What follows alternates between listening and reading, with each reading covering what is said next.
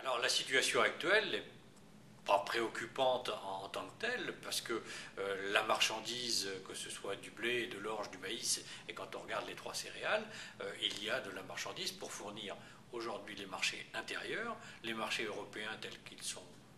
prévus, et exporter entre 11 et 12 millions de tonnes de céréales sans aucun problème. Les ventes vont s'effectuer tout au cours de la campagne, probablement sur les exports pays tiers avec un ralentissement par rapport au premier semestre qui a été très important, mais les bilans tels que nous les avons envisagés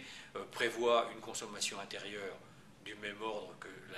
l'année dernière. 15 millions, c'est ça? C'est-à-dire environ 5 millions de tonnes pour la meunerie, 3 millions pour la midonnerie, et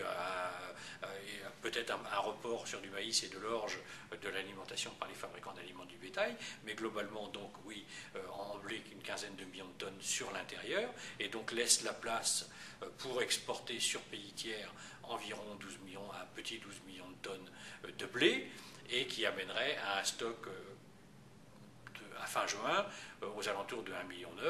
un stock qui a déjà été connu par le passé, et notamment en 2007 où il était de mémoire aux alentours d'1,7 million. Pas de quoi prendre peur, pas de quoi céder à la panique, un marché tendu,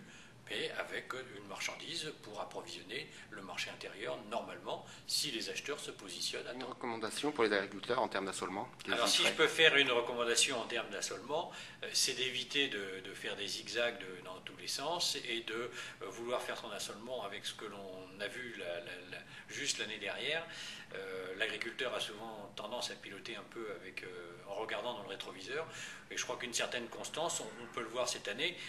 les choses se rééquilibrent. On a connu l'orge de brasserie par exemple à des prix très bas. Aujourd'hui, par rapport au blé, aujourd'hui on est revenu à des niveaux qui sont plus raisonnables, et donc je crois qu'il est important de garder une certaine constance dans son assolement, un assolement constant permettant et diversifié, permettant d'ailleurs une meilleure maîtrise agronomique.